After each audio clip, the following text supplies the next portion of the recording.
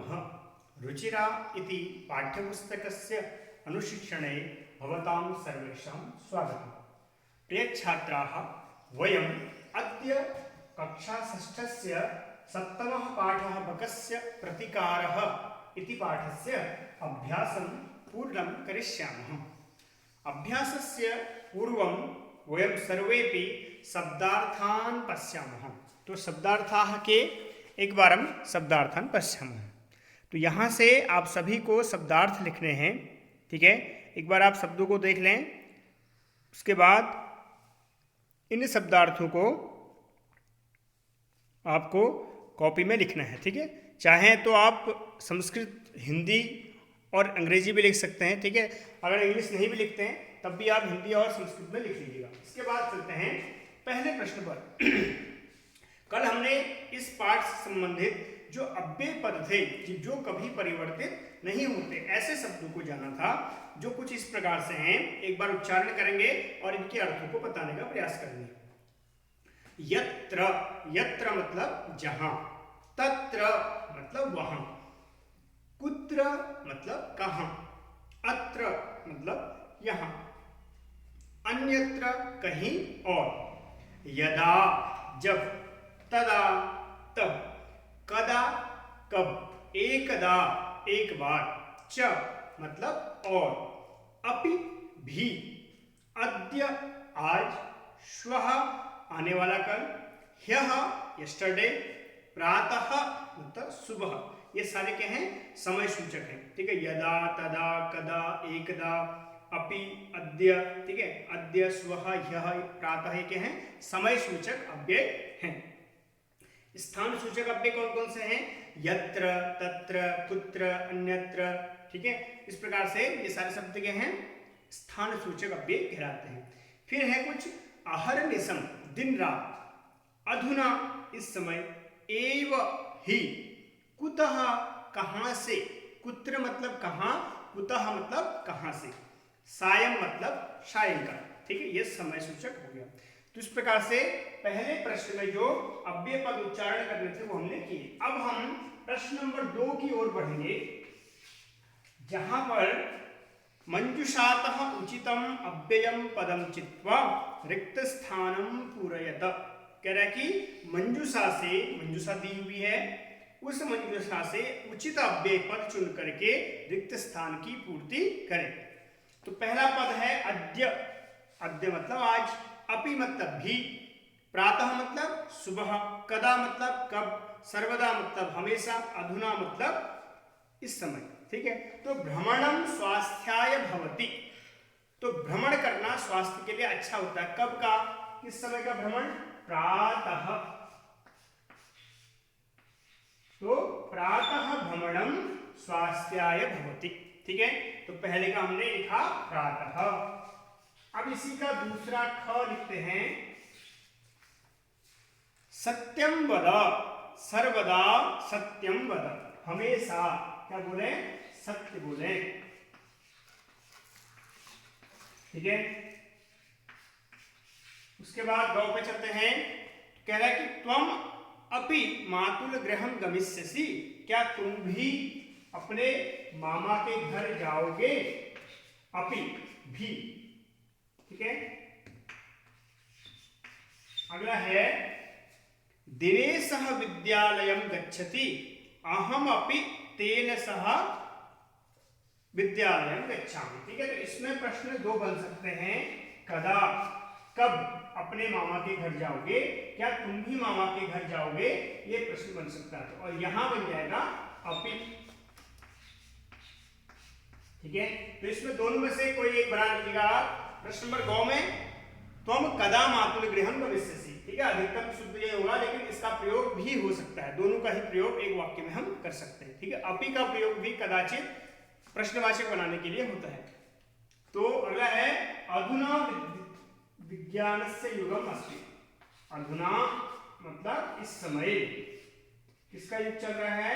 विज्ञान का युग चल रहा है, ठीक है। अगला है रविवासरः अस्ति, अद्य रविवासरः अस्ति, अद्य मतलब आज, ठीक है। रविवासरः अस्ति, तो पहले प्रश्न का जो उत्तर है वो हमने लिखा। अब हम चलते हैं प्रश्न नंबर 2 के बाद 3 पर। प्रश्नानाम उत्तरम लिखता, प्रश्नों के उत्तर हमें लिखने हैं। तो पहला है श्रृगालस्य मित्रम कः आसीत्। श्रृगाल का मित्र कौन था? तो मित्रम कः आसीत्, तो लिखतो श्रृगालस्य, श्रृगाल का, सियार का मित्रम बकः आसीत्, बगुला था। तो ये हो जाएगा पहले का उत्तर।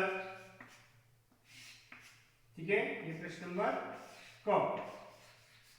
फिर आते हैं प्रश्न नंबर ख पे। कहता है कि स्थालीतः भोजनम कः न आखादत, यानी कि कौन था जो इस थाली से भोजन नहीं खा पाया? तो लिखेंगे स्थालीतः, स्थाली मतलब थाली, ठीक है, स्थालिका, तो स्थालीतः भोजनम बकः न अखादत।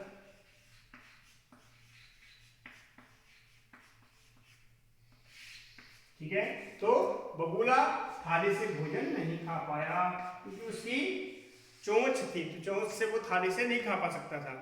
अगला है बकः श्रृगालाय भोजने किम अयच्छत्। बगुले ने सियार के लिए भोजन में क्या दिया? क्या दिया? क्षीरोदनम, यानी कि पायसम, खीर। बकः श्रृगालाय भोजने किम अयच्छत्? क्षीरोदनम अयच्छत्।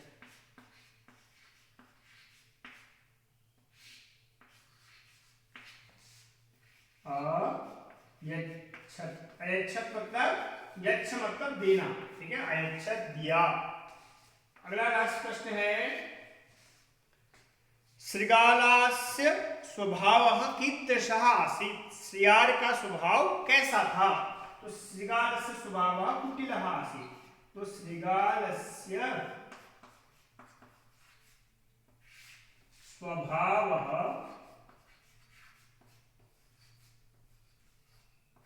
कुटिलः आसीत्।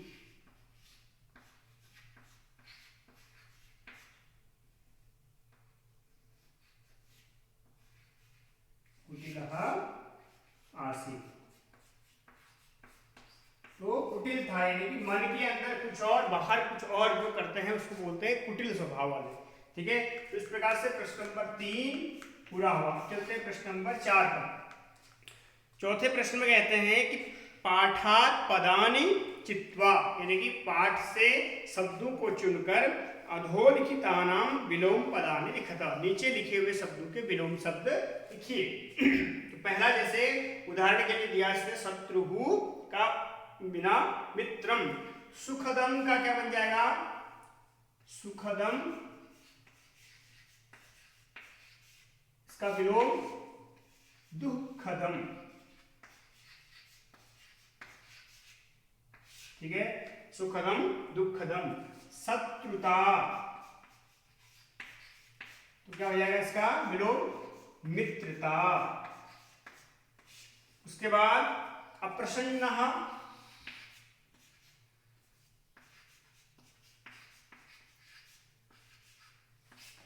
इसका विलोम बन जाएगा प्रसन्नः। ठीक है, फिर है दुर्व्यवहारः,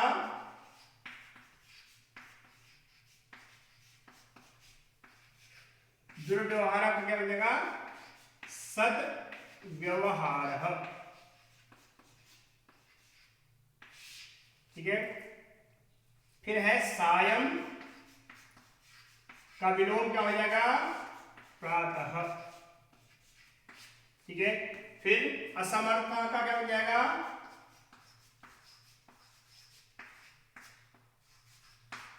इसका बन जाएगा समर्थः विलोम। ठीक है, तो प्रश्न नंबर चौथा भी पूरा हुआ। अब चलते हैं प्रश्न नंबर 5 पे। मंजुषातः समुचित पदानि चित्वा कथां पूरयत, यानी कि उचित शब्दों को चुन करके हमें क्या करना है, कथा को पूरा करना है। ठीक है, तो कथा हम पूरा करेंगे प्रश्न नंबर 5 के अनुसार। तो प्रश्न नंबर 5 क्या है, पहला कहता है एकदा एकः काकः किम आसीत्, पिपासितः आसीत्, प्यासा था।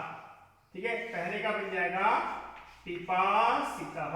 मैं केवल वो जो सही आंसर है वो लिख रहा हूं, आपको पूरी कथा लिखनी है बेटा। ठीक है, तो एकदा एकः काकः पिपासितः आसीत्, बहुत प्यासा था। सः जलम पातुम, फिर क्या है, इतस्ततः अभ्रमत्, इधर उधर घूमा। ठीक है, दूसरे का क्या हो जाएगा, इतस्ततः, ये भी एक अव्यय पद है। ठीक है, इतस्ततः मतलब इधर उधर। परम कुत्रापि जलम न प्राप्नोत्, परंतु कहीं भी उसने जल प्राप्त नहीं किया। तो कुत्रापि कहीं भी, दोनों ही पद क्या है, अव्यय पद है। ठीक है, अगला है अन्ते सह एकम घटम अपश्यत्, जब कहीं जल नहीं देखा तो तब उसने एक घड़े को देखा, घड़े देखा। ठीक है, घड़े को देखा। घटे स्वल्पम जलम आसीत्, घड़े में थोड़ा सा जल था, तो स्वल्पम शब्द क्या है, स्वल्पम जलम आसीत्। फिर क्या हुआ, अतः सः जलम, स्वल्पम जलम आसीत्, अतः सः जलम पातुम असमर्थः अभवत्, क्योंकि घड़े के बहुत नीचे जल था, इसलिए पीने में असमर्थ हुआ। तो अतः सः जलम पातुम असमर्थः अभवत्। फिर क्या हुआ, जब वो असमर्थ हुआ तो पानी तो पीना था, फिर क्या किया उसने, सह एकम उपायम अचिंतयत्, उसने एक उपाय सोचा। ठीक है, तो क्या उपाय सोचा, सह पाषाणस्य खंडानि घटे अक्षिपत्, उसने क्या किया कि पत्थरों के टुकड़ों को, तो पाषाणस्य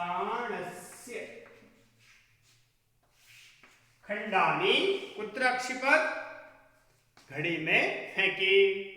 एवं क्रमेण घटस्य जलम ऊपरी आगच्छत्, ठीक है, इस प्रकार से घड़े का जल क्या हुआ, ऊपर आ गया, तो ऊपरी आगच्छत्। ठीक है, तो 8वां ये हो जाएगा।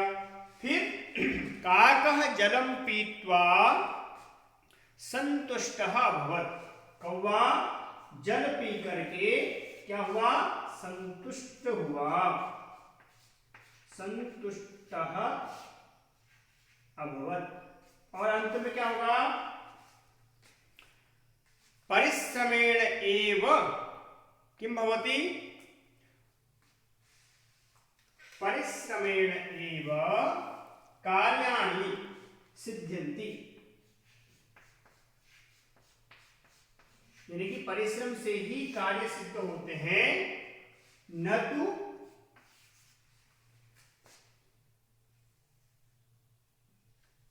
मनोरथैहि, यानी केवल मन में सोचने से कार्य की पूर्ति नहीं होती, उसके लिए परिश्रम करना पड़ता है। तो परिश्रमेण एव, तो पहले का हो जाएगा पिपासितः इतस्ततः कुत्रापि स्वल्पम पातुम उपायम पाषाणस्य उपरि संतुष्टः कार्याणि और मनोरथैहि। ठीक है, तो उद्यमेन एव सिद्ध्यन्ति कार्याणि न मनोरथैहि। ठीक है, यानी कि जो हमारे काम हैं वो केवल और केवल परिश्रम से ही सिद्ध होते हैं, केवल सोचने मात्र से। अगर हम मन में सोचते रहें कि अगर ऐसा होता तो ऐसा हो जाता, ठीक है, अगर मैं ऐसा करता तो ऐसा हो जाता, तो जब तक उस कार्य को करेंगे नहीं तब तक उसमें सफलता प्राप्त नहीं होगी। तो इसलिए हमें सफलता की इच्छा रखने वाले मनुष्य को परिश्रम करना चाहिए। तो प्रश्न नंबर 6 पर चलते हैं। प्रश्न नंबर 6 क्या कहता है,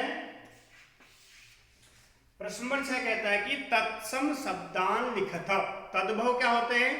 जो हिंदी रूपांतर है, यानी कि संस्कृत के अपभ्रंश शब्द को तद्भव कहते हैं और शुद्ध हिंदी शब्द को या संस्कृत शब्द को क्या कहते हैं? तत्सम शब्दावली कहते हैं। जैसे सियार शब्द है, सियार को हमने क्या लिखा?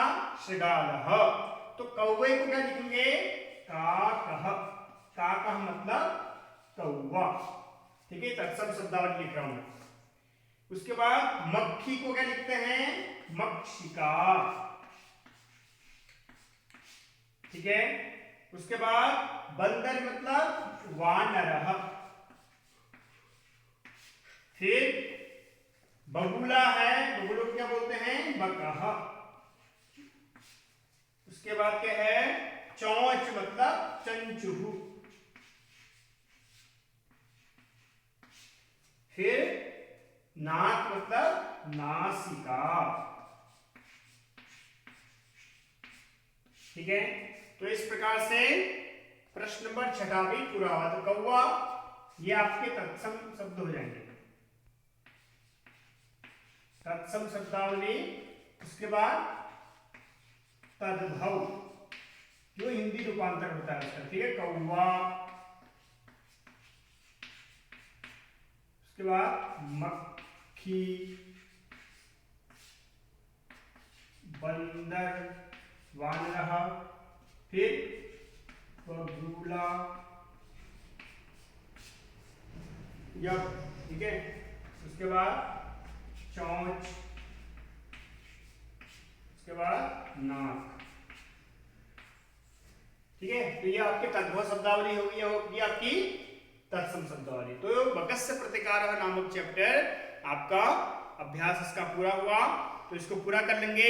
अब इसके बाद हम फिर नए चैप्टर की ओर बढ़ेंगे। ठीक है, आज के लिए इतना ही। तब तक के लिए शुभम भवतु।